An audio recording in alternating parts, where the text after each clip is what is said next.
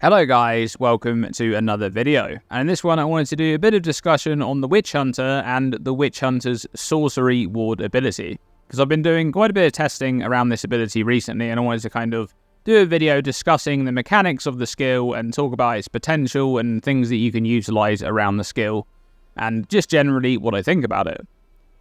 Let's first discuss exactly what Sorcery Ward is. So the Witchhunter has access to this branch here.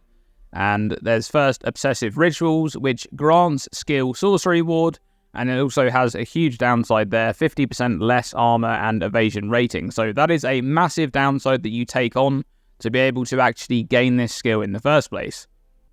So how exactly does Sorcery Ward work? Well, here's the tooltip for the ability here. So Sorcery Ward, this is at level 19.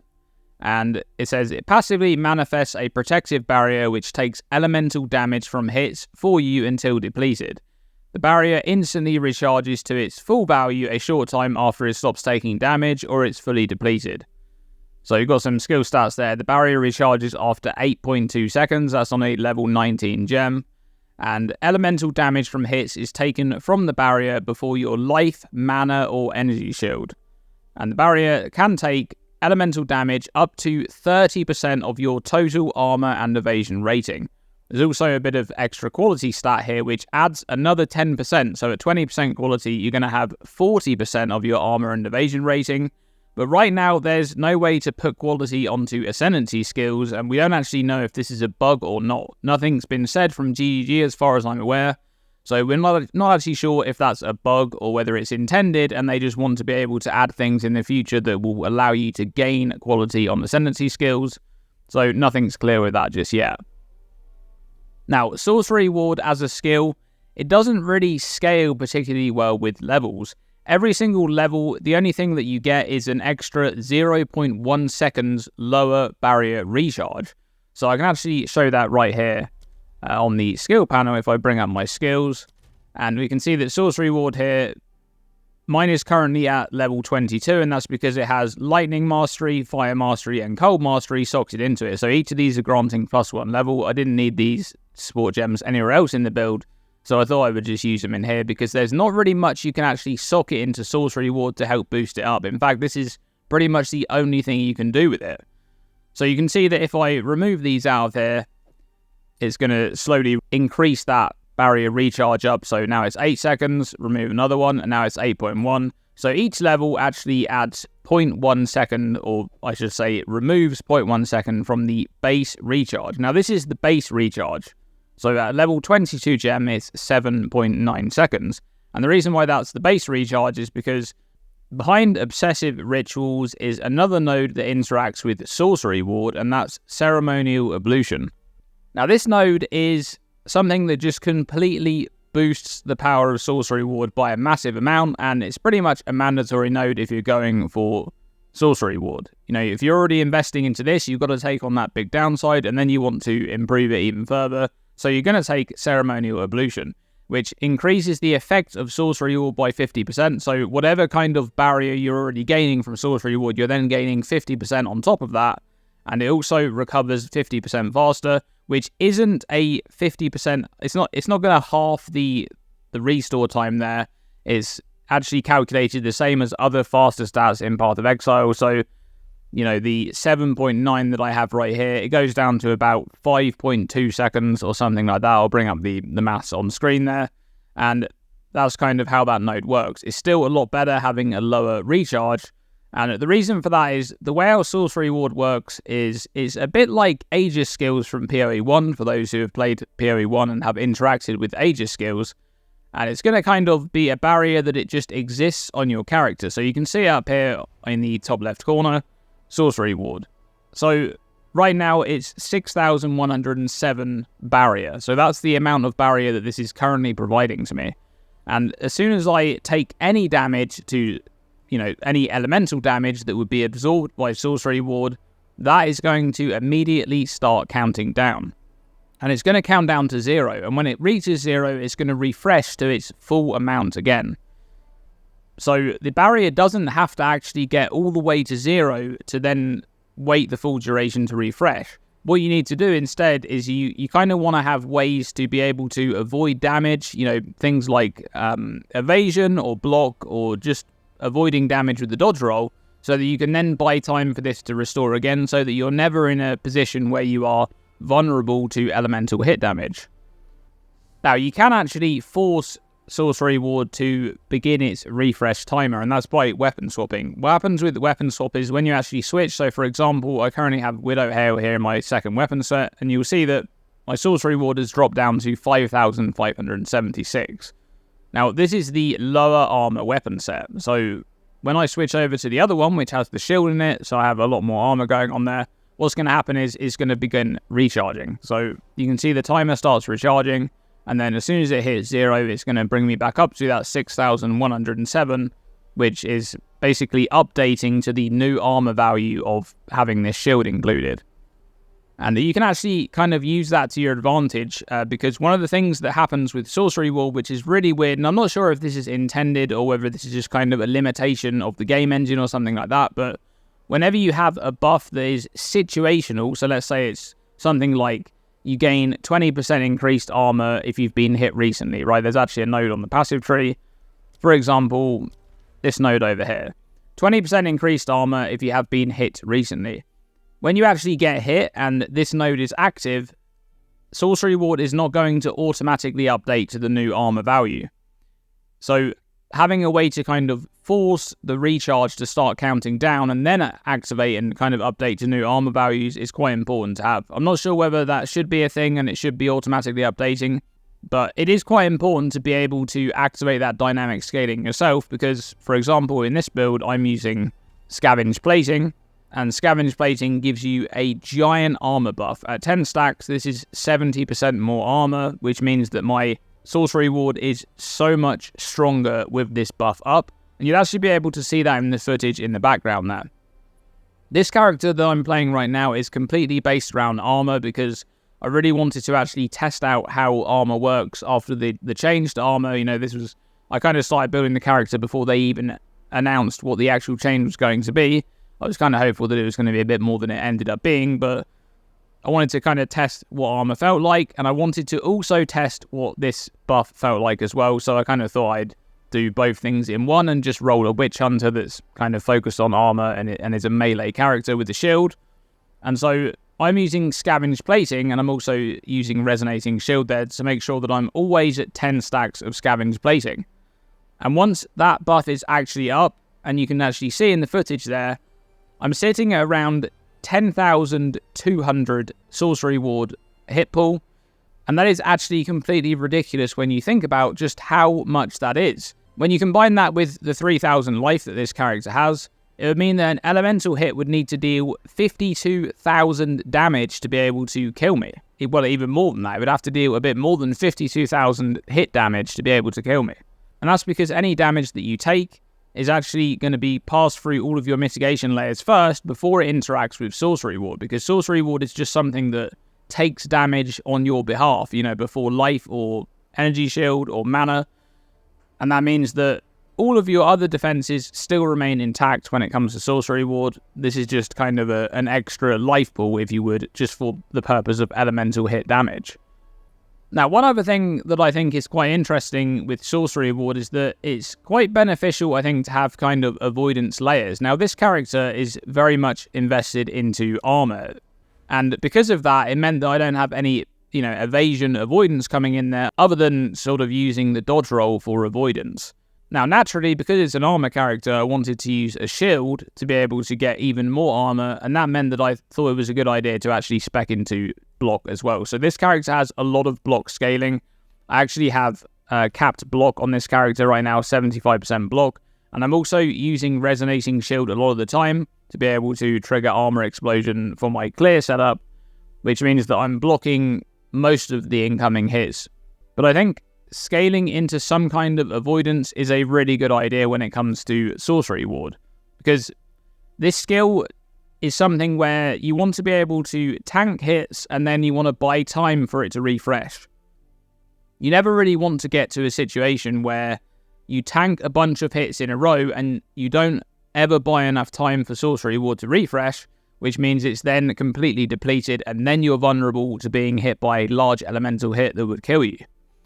So I think the idea of, if you're going for a full armor-based character with Sorcery Ward, you probably want to go for block. But then, of course, you could go for an armor and evasion hybrid character, in which case you do have some evasion rating to be able to evade hits. Or, alternatively, you can go for a full evasion-based character, in which case you would be avoiding way more hits overall, but you would be a bit vulnerable to physical damage. So that's some interesting options there that you have for Sorcery Ward, but I do think that a pure armor character with no avoidance might be a bit problematic with this setup, because you do kind of want to buy time for Sorcery Ward to refresh. As I said, this is an armor-based character. I kind of made this character to be able to test out armor and test out Sorcery Ward. It pretty much ended up being exactly as I expected it. It's, in fact, a little bit better than I thought it would be in terms of how tanky I feel in maps. I just feel like absolutely nothing can touch me. The only real problems that I have is chaos damage, because right now I'm not capped on chaos resistance. I think I have about 40% or something. Yeah, 44%. And degens are another problem. Any sort of chaos degens or physical damage over time, even some elemental damage over time there, is a bit of a problem for this build. But in terms of, physical and elemental hits in maps, I don't really have any problem at all. The only problem really with the build is that it's a bit slow for mapping, but that was kind of to be expected with the setup that I went for. So, let's take this moment here to discuss the downsides of Sorcery Ward. First of all, as good as Sorcery Ward is, I think there's a bit of a problem with this skill, and it's actually a problem that exists on multiple different classes in Path of Exile 2, but it's the fact that you can't really take this node here without also taking the second node behind it. And I think this is actually a thing that exists on many of the Ascendancies in Path of Exile 2, is way more of a problem in Path of Exile 2 than it was in PoE 1.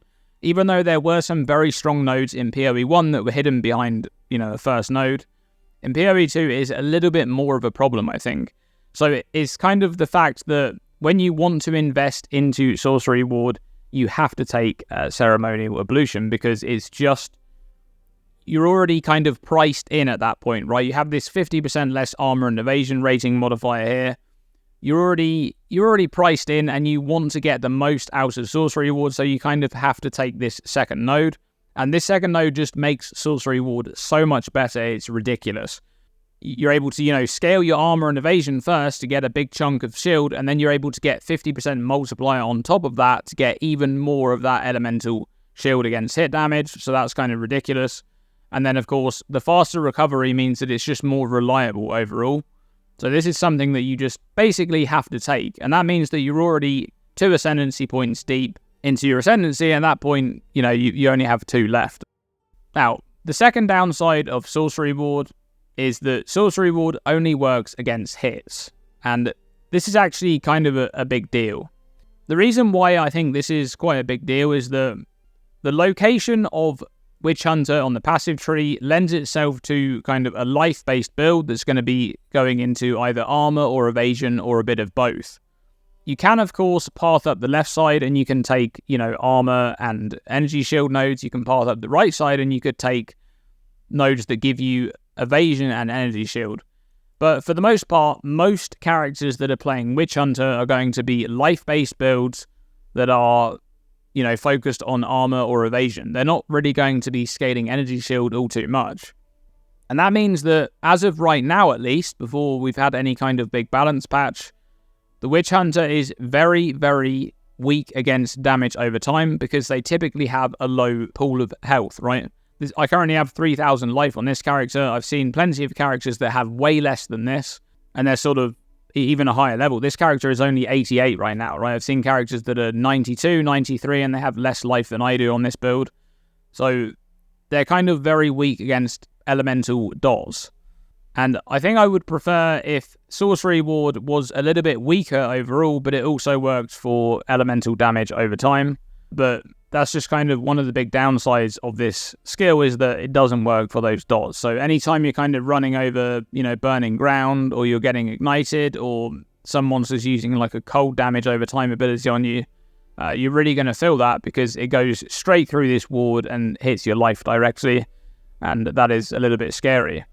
Now, the third problem with Sorcery Ward is actually not a problem with the skill itself, it's more a problem with the Ascendancy. So, Witchhunter is a little bit weak overall, I would say, as an Ascendancy.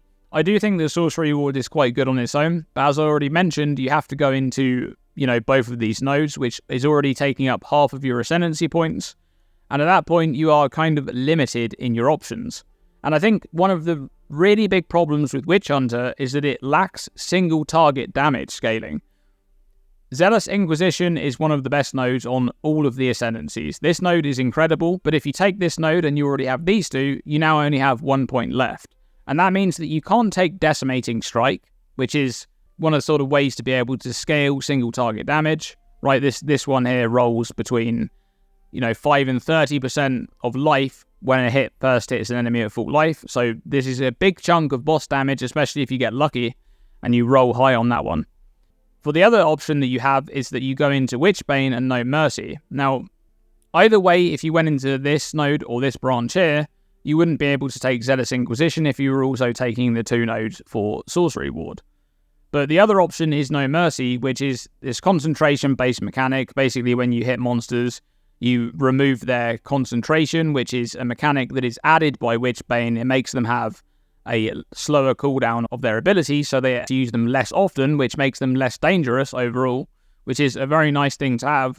But the problem is that monsters regain their concentration over time once they haven't lost concentration in the past 5 seconds.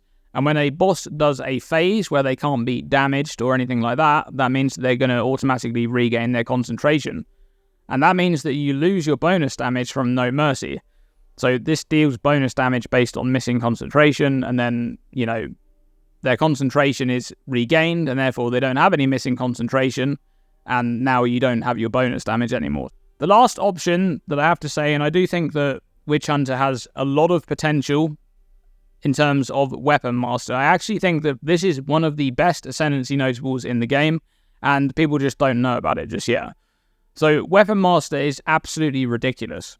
This node, combined with the small node before it, it will convert 24 of your normal passive points into weapon passive points.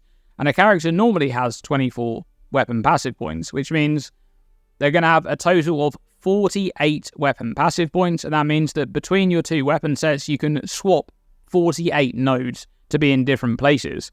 And I think that is absolutely ridiculous. There's going to be some incredibly broken uses of Weapon Master. I haven't seen any just yet. But for example, there are already some really good uses of weapon swapping, like boosting up curses like crazy, or for example, on the Corrupting Cry setup that uses totems in the swap. Those are some good examples of weapon swapping, and I think that Weapon Master has some ridiculous potential. So this one I could see being very, very useful, but overall I would say Witchhunter is a little bit weak in the single target department right now. Now, one thing that I do want to mention about Sorcery Ward is that the skill itself in this part of the ability says that it protects elemental damage from hits before life, mana, or energy shield. However, in the buff tooltip here that comes up on your sort of buff toolbar here, it says elemental hits taken before life or energy shield. No mention of mana there. I haven't actually tested this to see if mana before life mechanics work with Sorcery Ward or not. I can't confirm or deny whether it's bugs or whether, it was meant to be put in and it hasn't actually been put in properly. So just be aware that this may not work with things like Mind Over Matter or even like the small nodes that you can invest into. For example, this one up here, you can get some damage taken from mana before life. It may not work with those, I'm not 100% sure. Now, one of the last things I want to discuss in this video is some weapon swap tech that you can use with Sorcery Ward, and this is actually to do with Scavenged plating. So, obviously, you could see in the background footage that I was playing in this video that I'm using Scavenged plating in this build, and I'm using it in my, main weapon set because I'm kind of going around the map and clearing with Resonating Shield, which is then linked to Armor Break and everything just kind of explodes. But you can use Scavenged plating in your weapon swap, and you can benefit from the more armor in a way that I'm not sure if anybody really knows about this yet. This is some really interesting tech. So let me showcase this right here. So if I switch out my weapon swap here into a different setup, let's just put this mace here, which has got some gem level scaling, and I'm using a unique shield here, Arvil's Wheel, which has 50% increased skill effect duration. Quite important there, because let's just head over to the skill panel here, and we'll go over to Scavenged Plating. So persistence grants 40% more skill effect duration, and you can see that if I switch over to this weapon set here, I have 18.37 second duration on Scavenged Plating. So that's quite a long duration there. Whenever I get a stack of Scavenged Plating, it's going to last that long. Now, one of the interesting things you can do with Scavenged Plating is you can set it up to a particular weapon set. You can do this with any spirit skill, by the way. You can set it to a particular weapon set, so it's only reserved on that weapon set. You can see here that I'm currently in weapon set 2, so it's active. When I switch over to my other weapon set, you can see my spirit goes up because Scavenged Plating is no longer active. Now, we can also set it so that Resonating Shield is also doing the same thing. So let me swap over these gems real quick here. I'm going to swap in Demolisher so that I'm breaking more armor. And I'm also going to swap in Splinter there so we get even more armor break. And on Resonating Shield, I'm also going to make it so that it's always using the second weapon set. So Resonating Shield will no longer use my primary set there, it will always use this set, which is also where Scavenged Plating is.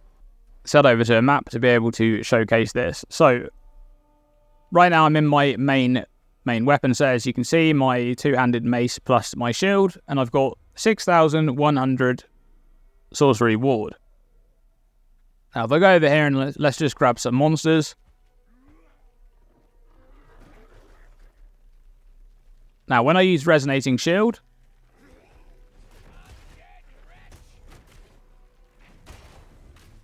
I'm instantly up to 8 stacks, and you can see my Sorcery Ward is recharging, and there we go. Sorcery Ward set to 9,000, and I still have my Scavenged Plating stacks, even though I'm in my main weapon set.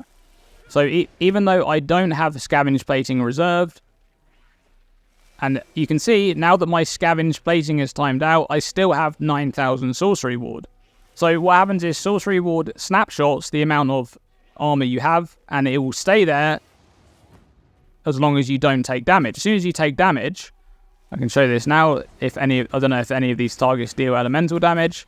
Doesn't look like they do. There you go. So I took some elemental damage. Now what's going to happen is this is going to time down, and it's going to go back to the lower amount. There you go. So it went down to 6,000. And now I can swap over to Resonating Shield again. And once again, it's going to start timing down. 10,200 Sorcery Ward Shield. And you can see, once again, I've got my Scavenged Plating, even though I'm in the other weapon set. So you can abuse this in maps. You can see this countdown right here. You can basically just switch between, and you can always get your Scavenged Plating stacks up, and then you can switch back to your main weapon set, which means that you don't actually need to use Scavenged Plating on your primary setup.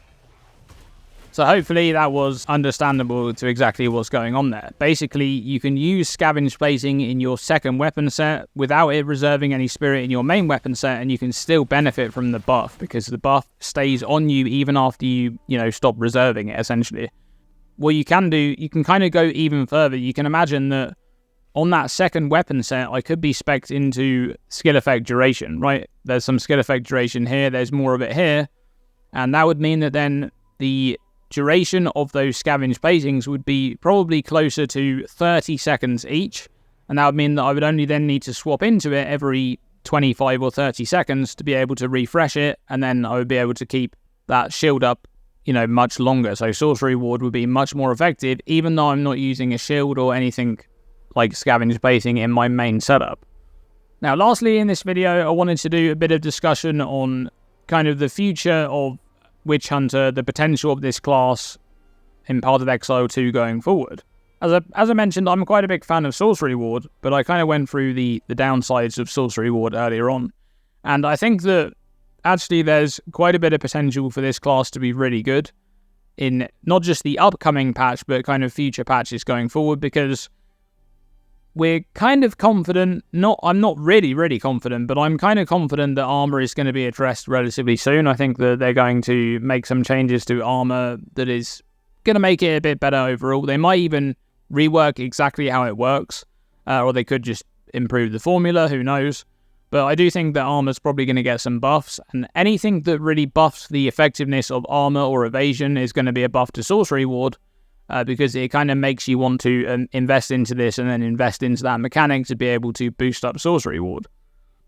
One of the other things that I think is actually quite powerful about Sorcery Ward, and something that I haven't explored at all in my kind of testing phase, is that Sorcery Ward could be used in potential with some kind of self-damage mechanic, and I'm kind of thinking along the lines of, self-damage and recoup and things like that.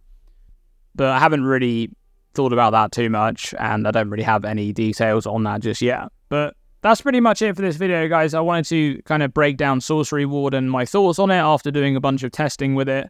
I think that it's pretty good, but I think it does have its problems, and hopefully, with upcoming patches, it's going to get better, and Witchhunter is going to be a more interesting class overall.